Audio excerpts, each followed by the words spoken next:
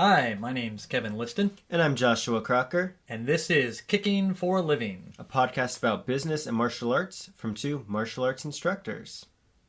So, with this podcast, I know that you would really want to talk about what's your why, and why we started martial arts, why other people might start martial arts and do training. And I think this is a really important topic because it's so personal to each person, but also so important to people who might be looking into getting into it as to that reason why. Absolutely. And for me to find my why, I get out a piece of scratch paper and grab a pencil. This is really important to me. And then I write the equation down, and first I have to solve for x. And once I know what x is, then I can find my why. Before we get into the rest of it, that did remind me of a story as I was telling that joke. At our dojo, we have a whiteboard, and sometimes I will write math problems, usually algebra or geometry up there. And for whatever reason, these kids love to solve these math problems. I know. You wouldn't think that a group of kids would want to do math and equations when they're at a martial arts school, but they gather around this whiteboard, and you can see them all trying to solve it and debating over it, which is kind of funny because it builds more than just knowledge. It builds camaraderie with these kids. I think it's really funny. Which there's also a lot of math in martial arts, and people don't realize that. Physics, geometry. I love getting to talk about physics and stuff in a class. It's hard when you're working with a class who has no clue what you're talking about, because usually I don't know what I'm talking about. I'm just guessing, but still.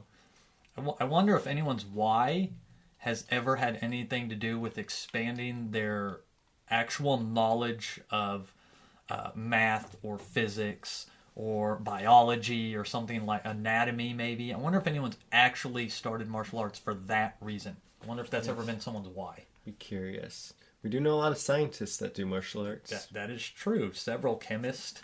I think a botanist in there as well has done it. So that is definitely true. Engineers. Anyway, so I was thinking about this the other day for what's my why.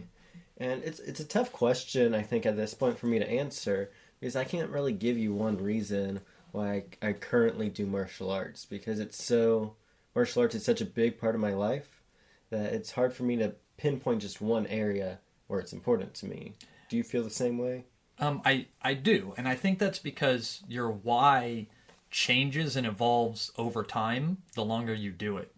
So what I'll ask you then is, because your current why is probably different because you started at age 6. Mm-hmm. So when you started, it probably wasn't your why.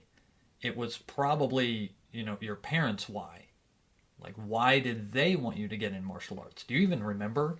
I do remember why I started, but I remember my mindset as a 6-year-old starting was, oh, this is something I'm doing now.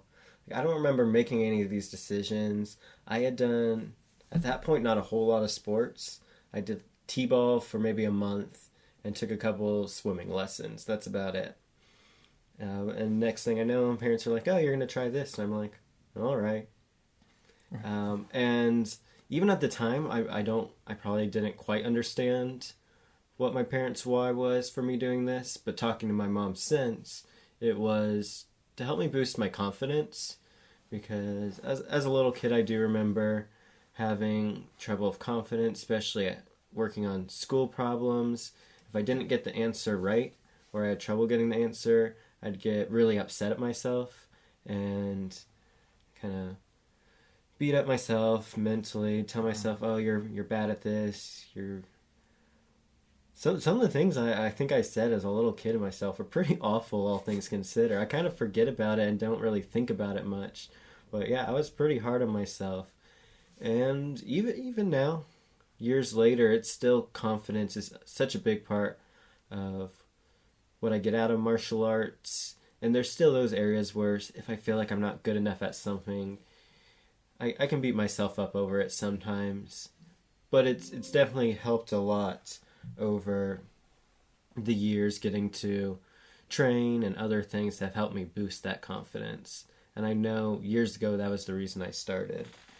Well, and you went from, if you think about a 6-year-old who started martial arts because they needed to boost in confidence, and now here you are teaching. I mean, you're up in front of a group of students that anywhere from 10 to 30 plus students at a time, some of them even adults, and many of them older than you. I'll bet that it would definitely take a lot of confidence.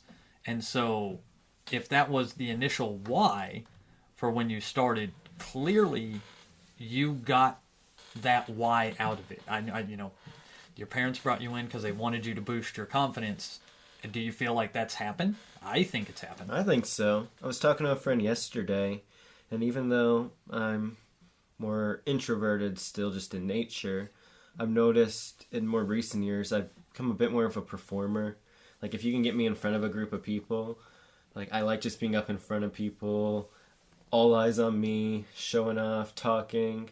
Sometimes I still have trouble on video, as you know. Sometimes I freeze on camera. But I like being in front of crowds of people. I don't have that stage fright I did when I was younger. Because I used to be terrified of being in front of people. Is what makes doing a podcast is a little easier. Talking, you don't have that camera. Maybe so.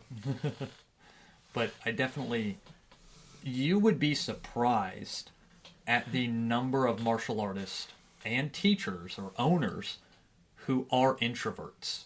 I know in one of our squad classes, so that's our leadership team, you asked the question of, well, how many of you here are introverts?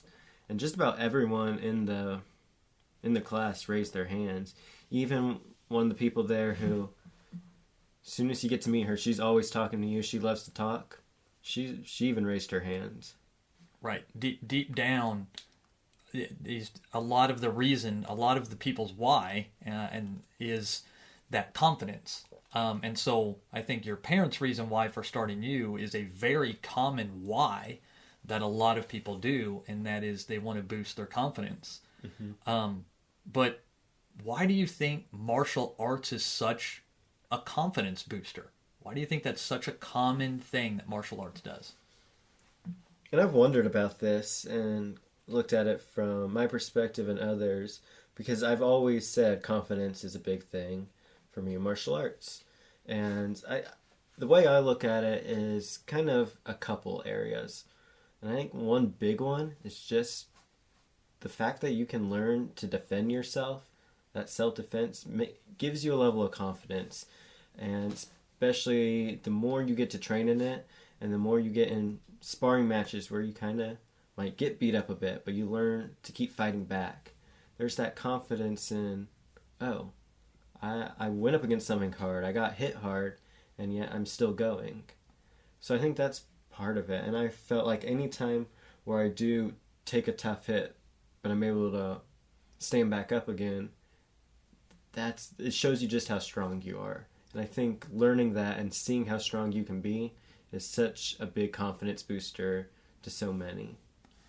It was my jiu-jitsu coach that said this, and it was the weirdest thing, but it makes so much sense. Talking about confidence was that in martial arts, it's very physical. You're doing a lot of self-defense. You're doing punching, you're kicking, board breaking, or katas and forms. It's a lot of physical activity, but at the end of the day, it is learning how to defend yourself. We're learning how to throw kicks, punches, and things like that.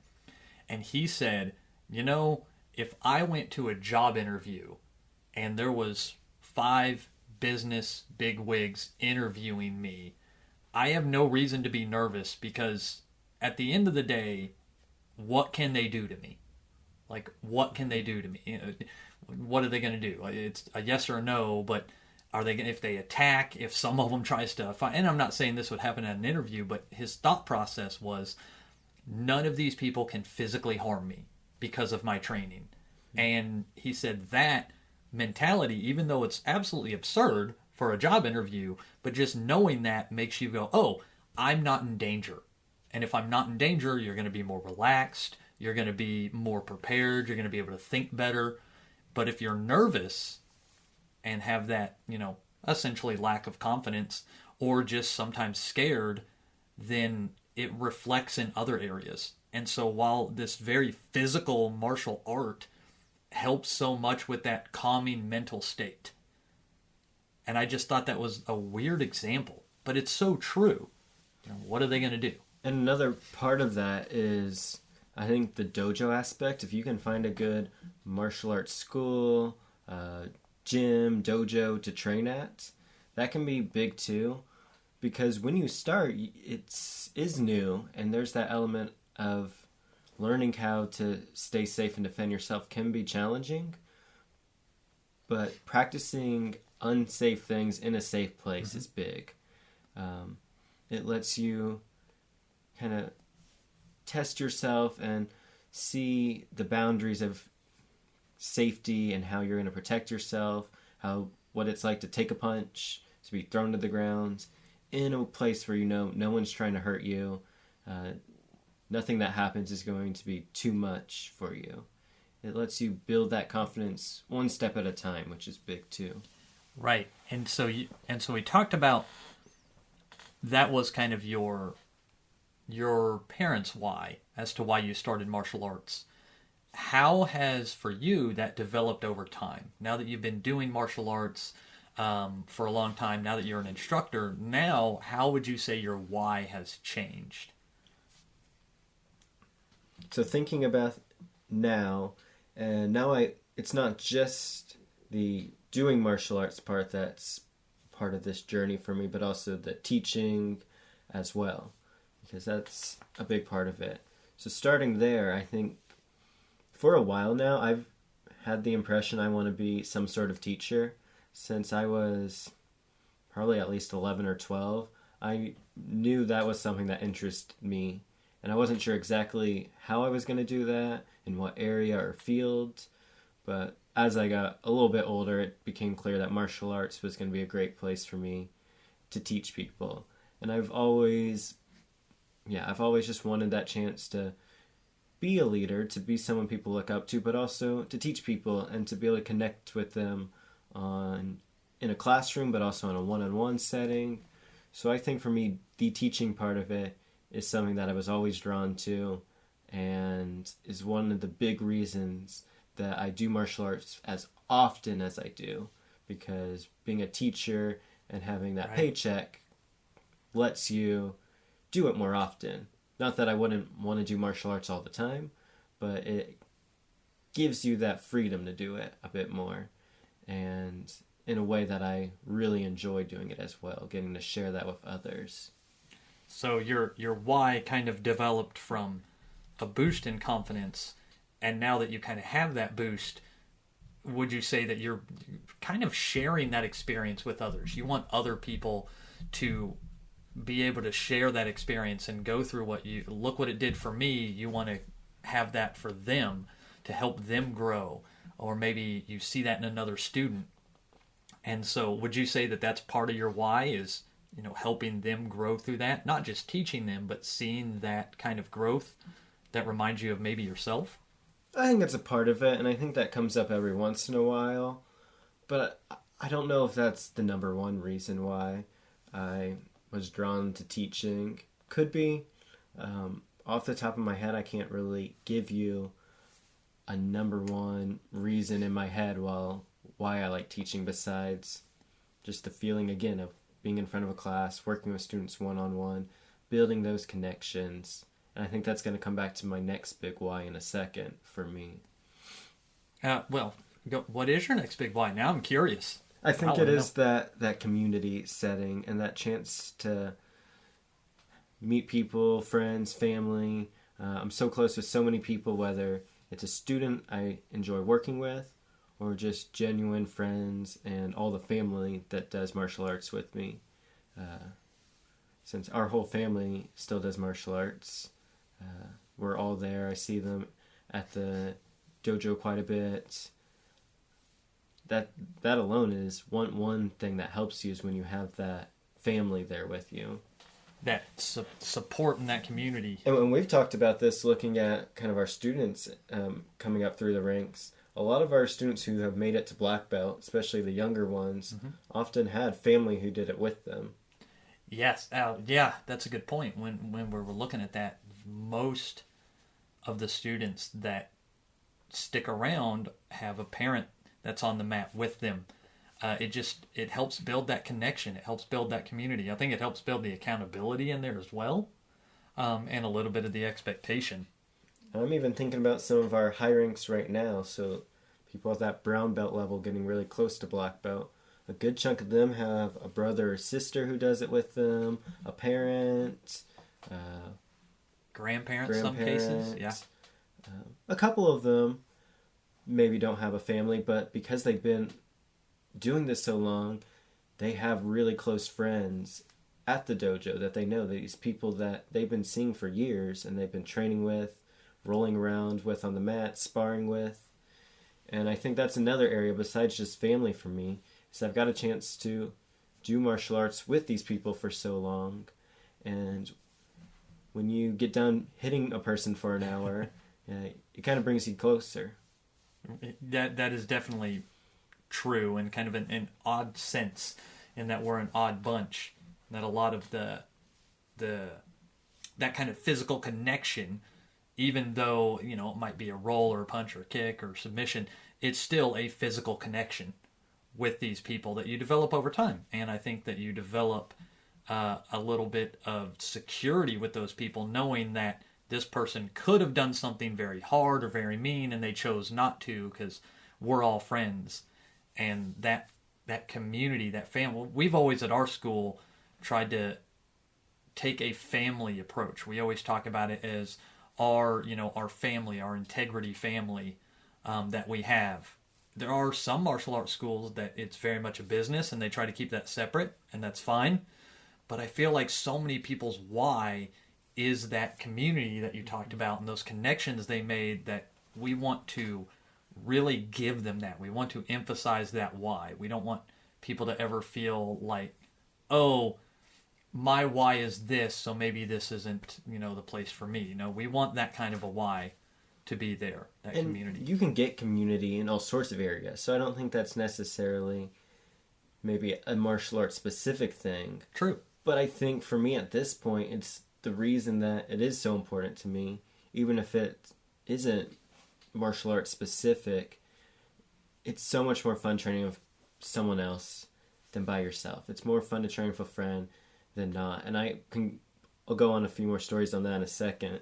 But I was talking with one of our instructors this week, one of our other instructors, and she was telling me about her and some of her students going to a seminar over the weekend recently, and how she's already seen just that trip has brought that group together, and that just even more raised their level of commitment and training just because they had that bonding experience. And in anything you do, especially martial arts, it's easier, again, to do it with someone else than by yourself. Yeah, it's like going to the gym. No one likes to go to the gym alone, but it's way easier to go to the gym when you have friends or family that go with you. Also that accountability. And I think that's a big reason why. Yeah, it's like I don't love to run. I do it sometimes, but I've noticed my fastest running times are during like our black belt week when we go on a run, or when for a couple years I competed in a citywide 5K. Right. And those were my fastest times, because even if I wasn't racing right next to someone else, there was still that aspect of, oh, I'm in this with someone else. Mm-hmm. This is a group effort. And it's weird, but also it does make a lot of sense why that helps. Well, it helps to know you're not alone. And even that goes back to confidence from earlier. That's another reason you get confidence out of martial arts, is being able to build those connections. Right. And I think that when we're talking about someone's why, I've had a lot of parents that they want their kid to have a safe place to train, but more importantly, they want them to socialize. Especially nowadays, with so much being online, and we really don't have to leave the house anymore. I think that kind of social community where you have to go out and socialize and interact with people one-on-one has become a very important why for some people that I've seen develop. And that's a recent one, I would say. people have always kind of wanted that, but I'm seeing that one get bigger and bigger and bigger as our society goes to this more digital age, quote unquote. And so my story is I noticed this in 2020 when we started to open up later in the year, before we closed again. Yeah, that was a ride. But I had noticed, for me especially, because I had turned 16 that year, and the friends I had grown up training with, just for other reasons, which were, and then the pandemic kind of keeping people indoors, I noticed that I was the only person left of that kind of friends I had left training. The next closest person in age was probably my sister at that point. So I was thinking, well, how can I be able to find those friends again to keep me motivated to training? Because when you're training on Zoom, training at home, that was a hard motivator after some point. And also I was thinking, there's probably other kids who feel the same way as me. It's kids who haven't had a chance to socialize like they're used to. So for one, that's when I started talking about doing a teen class. Mm-hmm. I wanted to host a teen class. And at the time, it was really more just hang out, get to know each other. And now it's a bit more different. I take a much more teacher approach with it. I try to work with those kids who at this point are younger than me. But when I started, it was just so I had other people my age to train with. It's the same reason I started training in one of our adult classes we had, because I had never done the adult classes. When we opened our dojo, I was 10. So I started training in those adult classes, which ended up letting me meet some great people who I've really enjoyed working with since. Or I did at the time. Sure. No, that's a good point, because I remember when you kind of talked about this idea of your teen class. That's a great idea, because at that age it is so hard. There's so much going on with everything that the people, and that's a major point where I think a lot of their whys will change, and it might even change to, this is not the path that I want to go on.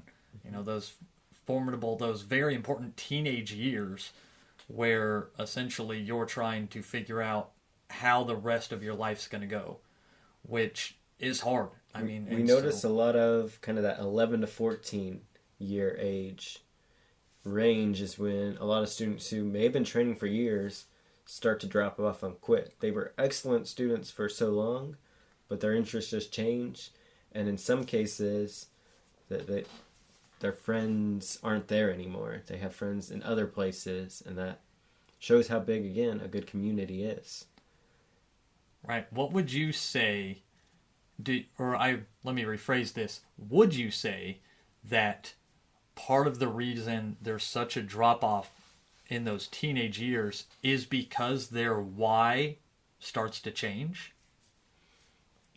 From what I've seen, it seems to be. I think it's two parts. It's one, their why starts to change, and they notice there's other things more important to their time. And the other part is that they no longer have the same friends there. And sometimes those two can go hand in hand, but I think those are the big ones I see.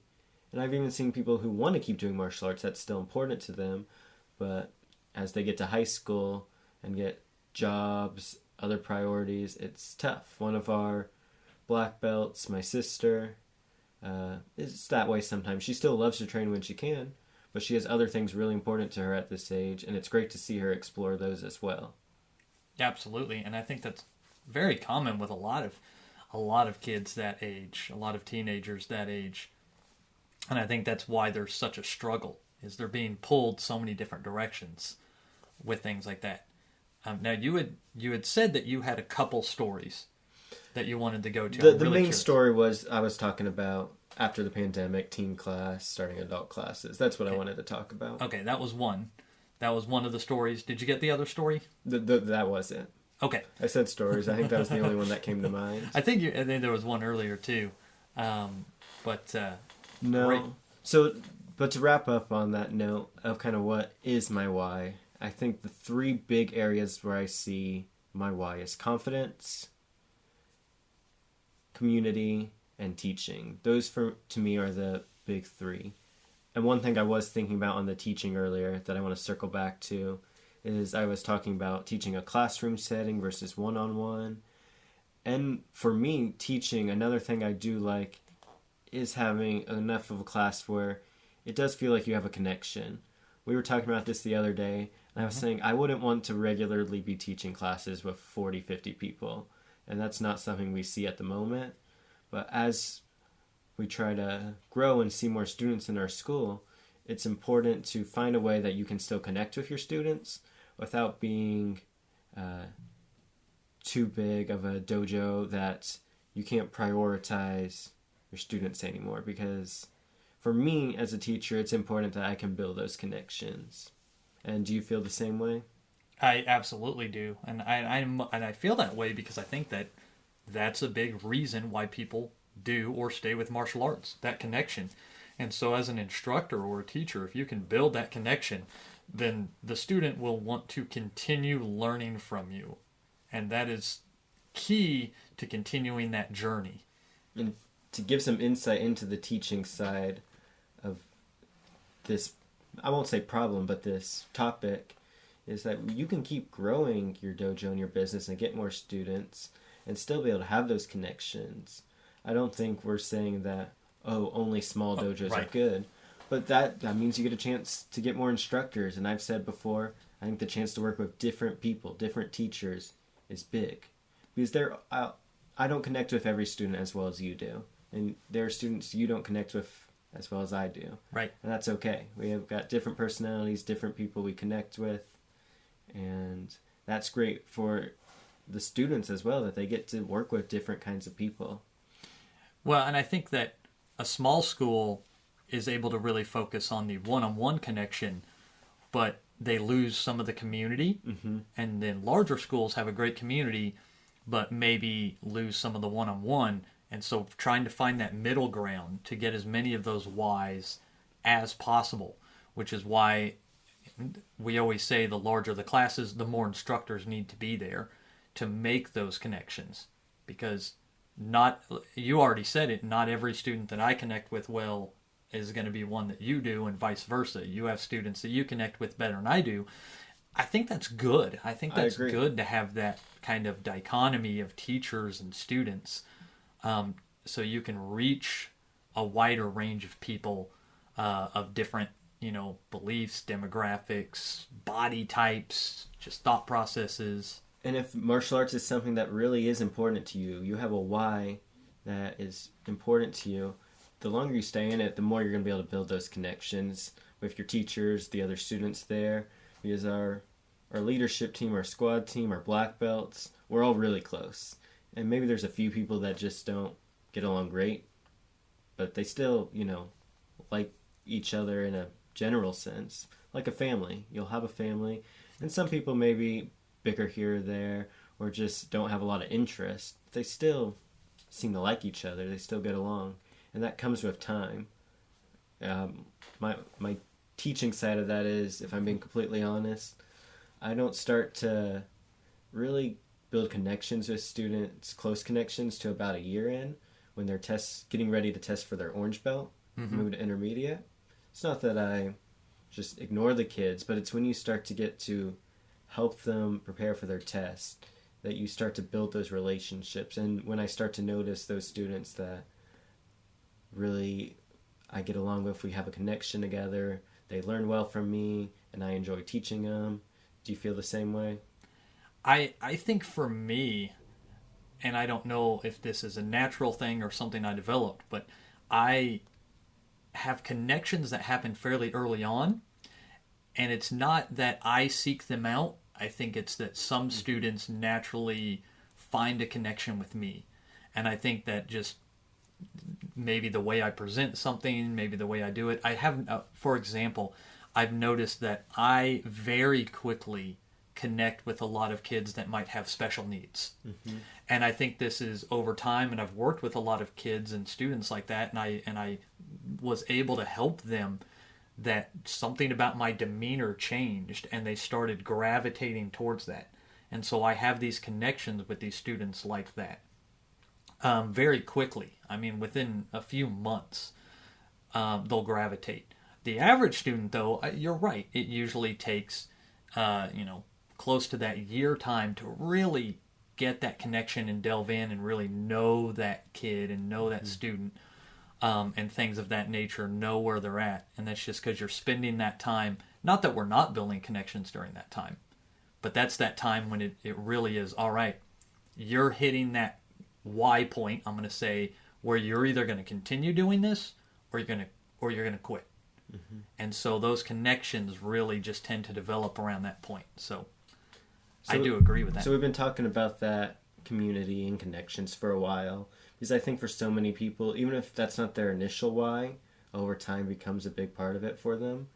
I think some people look into martial arts for that reason, but it's a big one that people develop over time. But now that we've talked about that, I wanted to hear more about your why you started and why you continue to do martial arts, and if it kind of overlaps with what I said, or if you've got some different things for you as well. So, and this is actually really good for the conversation, is that my whys are almost the exact opposite. In that when I wanted to do martial arts when I was a kid, and my parents were not able to afford it, but I always wanted to do it because I wanted to learn how to defend myself. Not just because I was like getting bullied, but I just thought it was really cool. Like, yeah, man, I want to learn how to do that kick, how to do that punch. I want to learn how to do these techniques. I want to learn how to be able to stand up for myself. I was always a smaller kid growing up, but I was never afraid of the bully. And so if I was getting picked on, I would hold my ground. And that alone solved the problem 90% of the time. But I always wanted the why to be able to back it up if that wasn't enough. I remember sitting around, oh gosh, I think this was 7th grade. I was sitting around a table with some of my friends and some of my not friends, and this one kid who was kind of known for being the school bully, like he would pick on kids and always get in fights, was going around the table and just asking everyone, hey, do you think you could beat me in a fight? Oh, no. Do you think you could beat me? No, I wouldn't want to fight you. And then he got to me and he said, do you think you could beat me? And I said, I don't know. And he laughed and it was like, what do you mean you don't know? I said, I don't know. I've never actually seen you fight. And he was like, oh, there's no way. And he never bothered me after that again. Like, he never asked me that. He never bothered me. He never called me a name, never tried to push me. And I think it was just because in his mind, he was like, what if he can fight back? At the time, I couldn't. So had that theory been tested, yeah, I probably would have gotten pummeled. But that was one of my whys. I wanted to be able to be able to stand up for myself. Which is part of confidence. I had the confidence. I didn't have the skill to back it up. And so when I started learning martial arts, it was always with that, physically fit, I want to get better, I want to get stronger mentality. That was always my why to start on that. And I think that's actually pretty rare, that most people, ironically, don't start martial arts to learn self-defense. Most kids especially. Yeah, they kind of want to learn some bully defense, but it's usually confidence, or it's usually better focus, or it's usually, that community. Those tend to be higher on the tier than actually learning self-defense. And I find that interesting. I don't know if that's something that you've encountered or seen teaching. I think with kids it's pretty common. We have a few kids, maybe the ones who start like junior high age, middle school age, who do it because they're being bullied at school and parents want them to be able to stand up for themselves and stay safe. But I think most young students, it's always something different, the reason they start.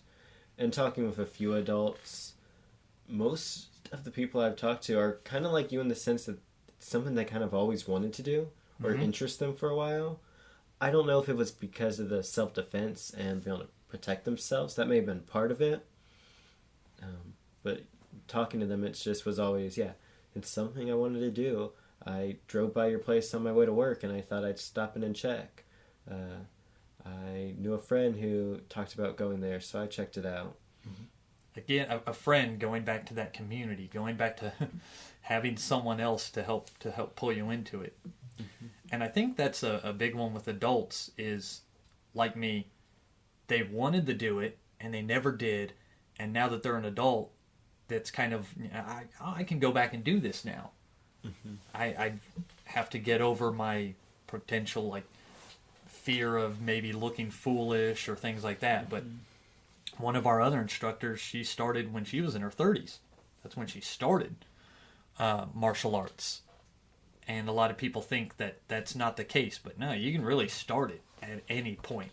It's just what's your why? Why are you starting it? You bring that up, and thinking in my head real quick of our instructors. 2 of us started as kids. You started right out of high school, right? I started at about the age you are now. I started at 19. My mom, who started with me, so that's because she had a kid doing it. And we know several parents who started because their kid did it. Right. So that's something you see. And then 2 of our instructors who started as adults. Yeah. Yes. Yeah. It's a pretty good mix. Which one of our instructors, I know they started because they got a lesson as a birthday gift. But their why, similar to mine, whereas mine was to defend myself, their why was to defend their family. Their why was they wanted to learn how to keep their family safe. Because he's a big guy. No one's going to attack him. Like on the list of things he has to be worried about, getting attacked is not one of them. But he wanted to be able to defend his family, which I think is a big important reason why a lot of people might start. It's not necessarily for themselves, but to protect their kids, to protect their loved ones. I haven't talked to a whole lot of people and actually heard that one before, but I do think it's a great why to have. And I think the more I do it, it is something that is in the back of my head as another why. I want to keep training because at this point, I don't feel in danger a lot, but I also want to make sure the people I'm around aren't in danger.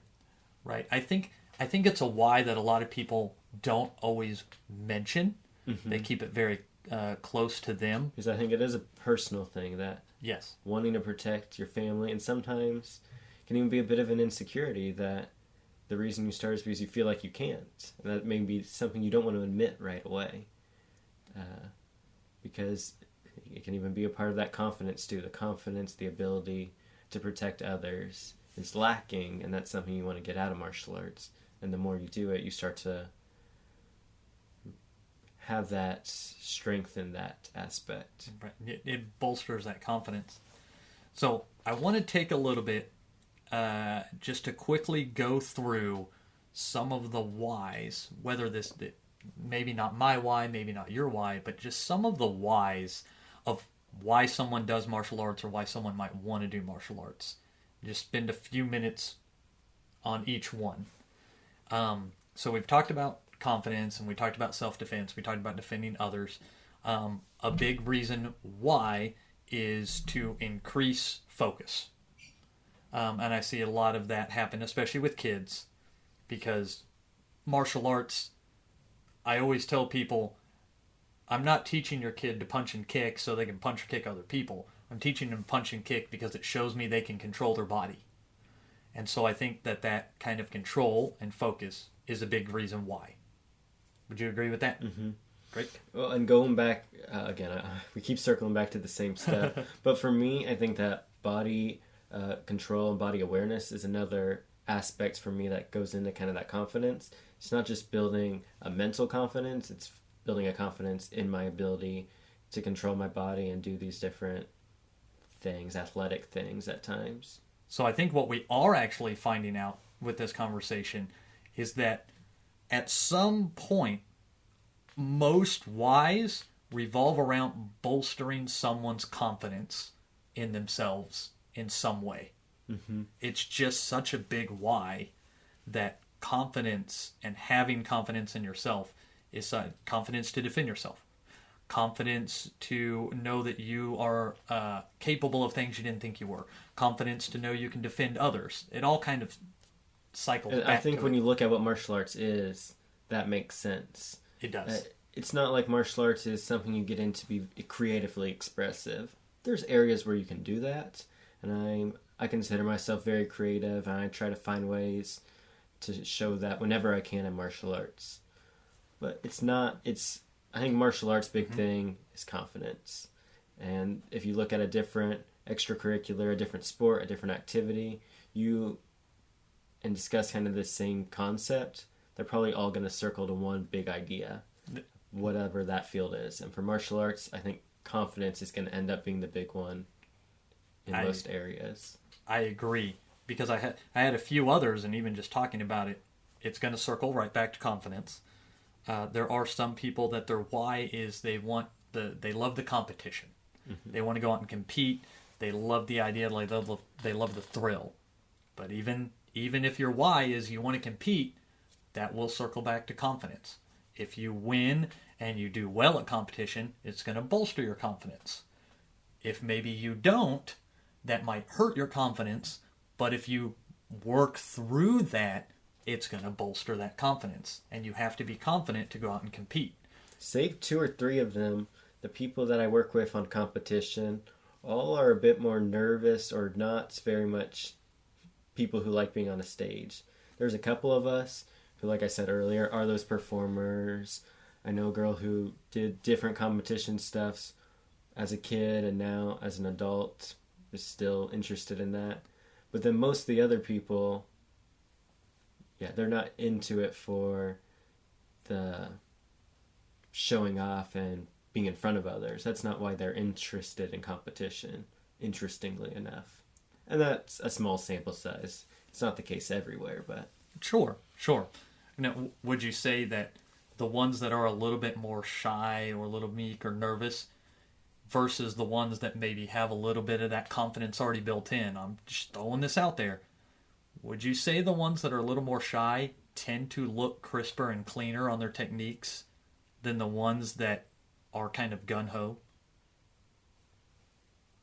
I'm thinking about your probably. Competition team. Thinking about everyone in that group has pretty good crisp technique, relatively. It's a small group, and at the moment, they're all higher ranks or great students. But when I compare them to maybe other students who aren't interested in competition, but they just go out there and just, like you say, just muscle it or just go super powerful, they definitely look crisper. And I do think that's another area, is that kind of just exercise and activity. For some kids, it's just a way to, after school, go and, be loud and be active, hit something. And maybe they don't have the best technique, but it doesn't mean I haven't met some really great students who have that mindset. And that's another why that I was going to bring up, so that it segued right into it. And especially with adults, physical fitness. Mm-hmm. They want to get in shape, physical fitness. Maybe they want to get more flexible and limber. Or a lot of times, if they are older, they just want to stay healthy. And this is a good way to do that. That doesn't require going to the gym. And I think where a lot of adults have trouble with going to the gym to stay in shape versus martial arts is A, the community aspect, and B, the things we're working on are not just to build strength. They have other purposes, but building strength, fitness, and cardio is kind of a byproduct that you will develop or need to develop in order to get better at that. So I think a big reason why for a lot of people, especially adults, is to get in shape or to stay active and stay healthy. Mm-hmm. I think...